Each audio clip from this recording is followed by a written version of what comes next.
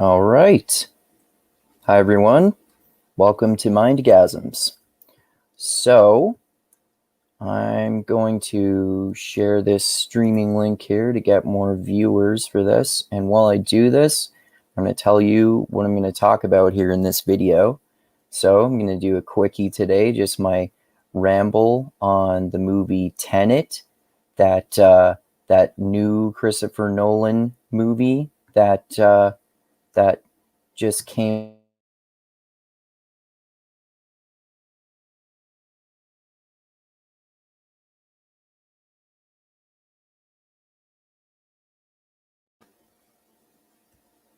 that just came. Oh, sorry about that. Okay. Um, okay. Here we go. All right. Sorry about that.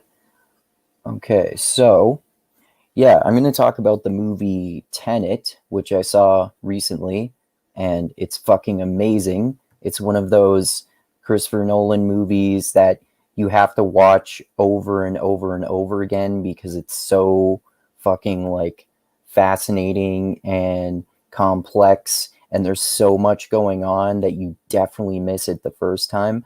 I've seen it twice now, and I definitely missed a whole bunch of layers of what was going on the first time I saw it. The first time I watched it, uh, I kept thinking throughout the movie, "Holy fuck, there's so much going on right now. I've really got to have laser focus on the movie," and I still barely understood what was going on. But then, after I watched it the second time, I kind of grasped more of the layers of like all the complex interconnected layers of the themes that were going on in the movie. And so that's it. That's what brought me to the title of this video, and I've been thinking about it a lot. I'm so excited to talk about this. So this is what I called the reason that I called this video, "You create your reality by manifesting your destiny through your free will," is that this is what I think this is one of the main complex and philosophical messages that is explored through this movie that Christopher Nolan and the other filmmakers do brilliantly.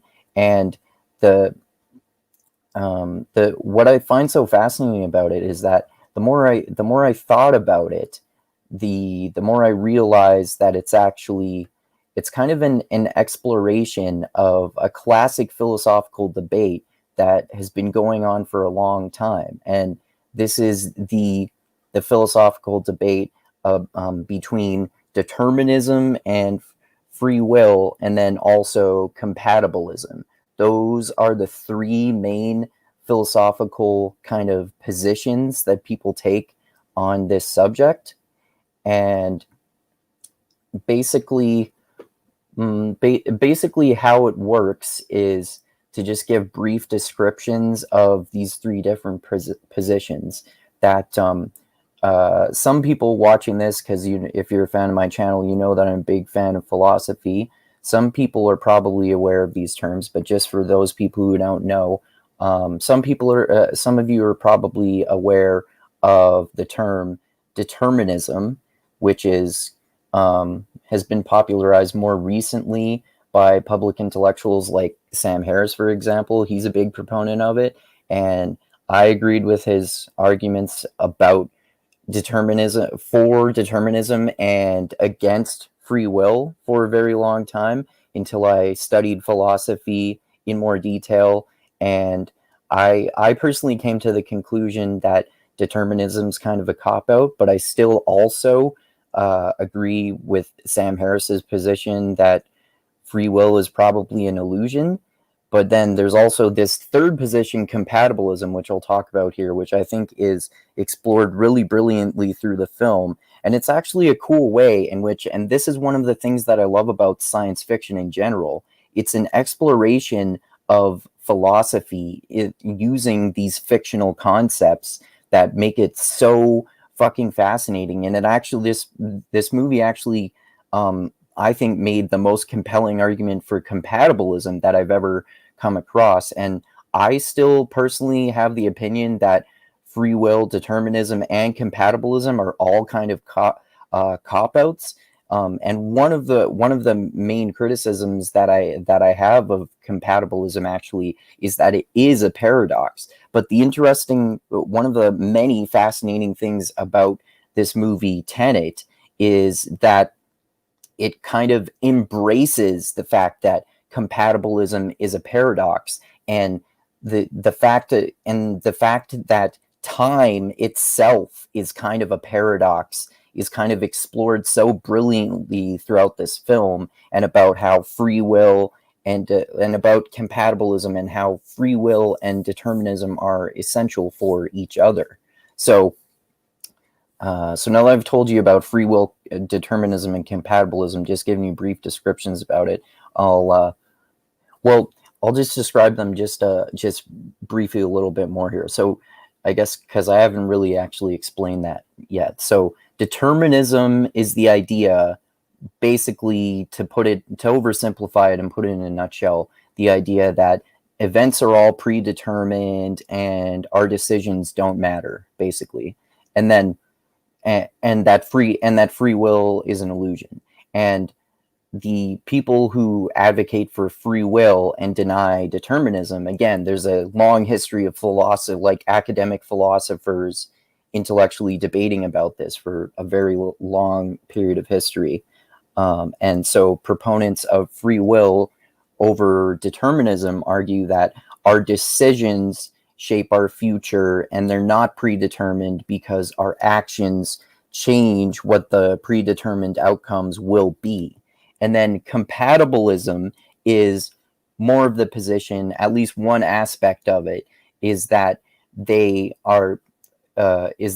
can work with each other. Determinists tend to believe that determinism and free will are incompatible, in the same way that proponents of free will tend to argue that free will is incompatible with determinism. But one of the interesting aspects of some, but not all, compatibilists is that free will and determinism not only are compatible, which is why they're called compatibilists, but they can even complement each other. So the free will, you can have determinism, but your decisions still matter. So you still have free will. You literally have free will and determinism. But the reason it sounds like a paradox is because it kind of is. Because how can you have free will and be able to make choices which changes your future, yet also the future is predetermined? So that's why I think this is explored so brilliantly in Tenet, and why I called the title of this video Tenet: You Create Your Reality by Manifesting Your Destiny Through Your Free Will. So what this means within the context of free will, determinism, and specifically compatibilism is that the way this is explored through the film is through time travel, which, as I said, is so fucking fascinating the way they do it. But so the message, as I said, is that you create your reality. So in terms of time travel here, I'm going to try to avoid spoilers in this video, but I probably will give a couple. So there's this time machine that allows people to go back into the past and influence future events. But when you're in the past, you move through reality backwards. Something to do with the way it reverses entropy, I think, the way they explain it in the film, just to give a simple explanation. And so basically, people are going back in time and changing the future, but in the way the characters explain this in the film and in the outcomes of the events, like, for example, Robert Pattinson's character says that we don't know how this actually works, but he says basically what's happened. So basically that means that you can't go back in time and change what has already happened. Yet we find out later in the movie that that's actually not necessarily the case, because one of the characters gets shot, and even though he's told by the people who have more experience with time travel that you can't go back and stop someone from getting shot. If they've gotten shot, they're still going to get shot even if you go back in time. Yet they go back in time and prevent her from getting shot. So that means that it's not necessarily the case that what's happened happened. So you can change the future by changing the past. So how this relates to your destiny and determinism and free will is that your choices change reality. Like, you create your own reality based on your decisions, because you change reality. So it's important. So your decisions really matter. And since there's time travel involved, it means that if you go back in the past and change something, it changes the present that you will travel back to, which is the future when you're in the past, but becomes the present when you go back to it.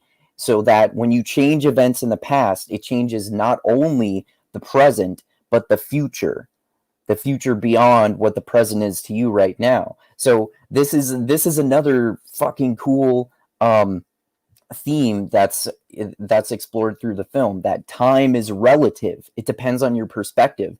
It depends on where you are in what you define as time. Like, at least time is not necessarily linear, like, especially if you time travel, obviously, right? So if you're in the present, then you define it as the present. But if you go back in time, you still define it as the past, because it has already happened to you. So it still depends on your perspective, even though technically when you're back in time, since when you go back in time, you define that as the past because you have experienced it already, you could still define that as the present.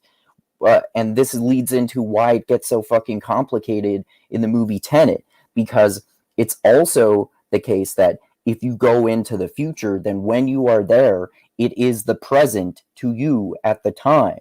But when you're back in what is defined as the present, you decide that that's the present. So you really could decide that the past is the present or the future is the present.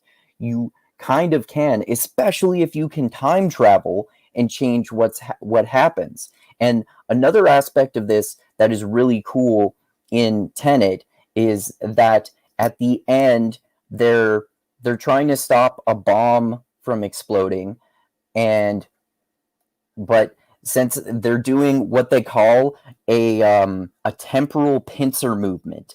So what that means is these like special forces types of guys, basically, who use time travel, they send what the temporal pincer movement means is that they send one team back in time to try to stop the bomb from going off, and then they have one team moving through the present towards the future to no, wait, I've got it reversed. There's one team moving through the present to try to stop the bomb from going off, and then there's another team that goes back in time whose job is to fail to make the bomb explode. So their idea is to be able to prevent the bomb from exploding by creating this paradox, by having one team going back whose like predetermined outcome is to fail, and then having another team go back to change that predetermined outcome. So you can change the outcomes, right? Yet, as I said, some people in the movie, depending on the time, some of the characters accept this, and at other times they don't. Like, for example, involved with the climax, when they're trying to get a bomb to go off, in order to prevent the bomb from going off, which I should have mentioned earlier, this isn't just a bomb. This is the bomb that's linked to, it's basically kind of like the equivalent of a temporal bomb, where if it goes off, it's going to destroy the entire world, because this guy who's the main antagonist in the movie, he's the main guy who has access to the time travel technology, and he didn't create it, but people from the future sent him the technology from the future, and he gets it. And they also sent him parts for a bomb that he is supposed to set off, destroying the world. So he has the future of the world in his hands, and he has it rigged in a way that the bomb goes off if he dies, like if his heart rate drops too low, because his heart rate is always being monitored by one of these fitness trackers. And so they also understand that even though they can change what is going to happen in the future if they have this temporal pincer movement, all the characters also say that this guy can't die before this happens, because if he does, then the world will be destroyed because the bomb will go off. So they get a female character, one of the main characters, to work with them, and her job is to prevent him from killing himself, because he is like literally suicidal and a total nihilist and doesn't care about anything. And this is a big spoiler, but it relates to the theme. She ends up killing him anyway, but they still are able to stop the bomb and prevent the world from being destroyed, because they did something differently than what they were going to do, thus changing the future by stopping the bomb and saving the world in a different way that they had not planned for. So it was spontaneous, which allowed her to kill him, which she wanted to do, even though she wasn't supposed to do, because that was supposedly going to destroy the world. She still was able to kill him, and they were able to save the world. So I know this gets so complex, just me explaining the basic concepts in this movie. That's why it's so fucking great. And I'm going to watch it over and over and over, just like Christopher Nolan's other fucking mind-blowing movies like Inception, Interstellar, Memento, and The Prestige. I love it just as much as all of those. So basically, I'm going to go back to the title of this video again to explain this more. So you create your reality. The characters create their reality because they change events by going back in time and changing what has already happened. But they know what is. So you manifest your destiny, because your destiny is still always your destiny, but it's something that you create. So your destiny is not necessarily, I think the idea that's trying to be conveyed, again, I don't know explicit, because they don't state it explicitly, which is why it's so fascinating to contemplate.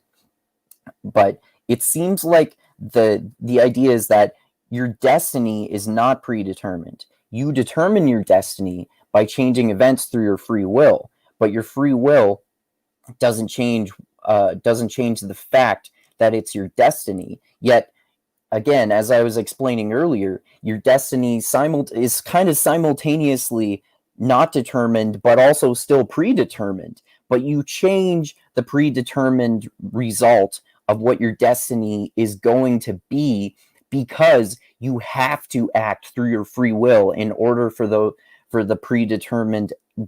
predetermined destiny to occur. It's like that temporal pincer movement that they're doing, right? They have to fail to stop the bomb in order to stop it. So they still have to use their free will to put in the effort of trying to stop the predetermined outcome in order to stop the predetermined outcome. Because if they had not tried to stop the predetermined outcome, they would have not done it. But at the same time, they would have not been able to stop the predetermined outcome if they did not plan to simultaneously fail in the outcome and succeed in it. So you have to have two possibilities happening simultaneously in order to achieve a desired outcome. So it's like this is the only way that you can circumvent the basically like laws of reality and the laws of physics related to time specifically is by having two actions occurring simultaneously by traveling back in time to have someone doing one thing one way in the past and someone doing another thing one way in the present, which is what leads to what the future becomes by you getting to change the predetermined result, which is why it's such a fascinating paradox. You create your reality, you construct future events, which is a manifestation of your destiny because it was going to become your destiny, but you can change your predetermined destiny and your reality through the actions of your free will and the choices that you make.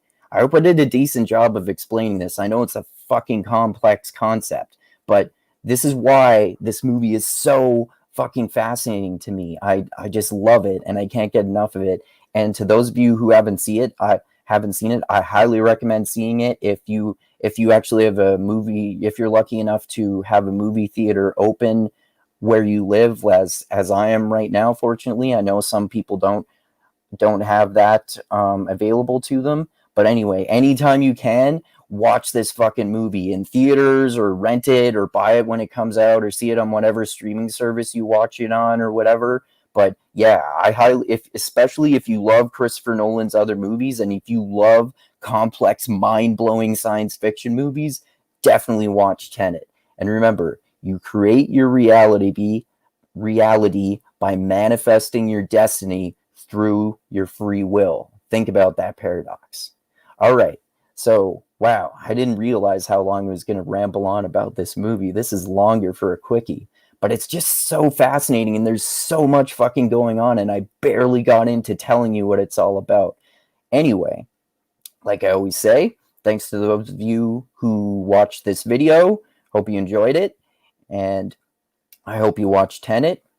And like I always say, thanks to those of you who press the like button on the video, share it everywhere, leave a comment on the video, tell me your thoughts about all these subjects like science fiction and time and free will and determinism and compatibilism.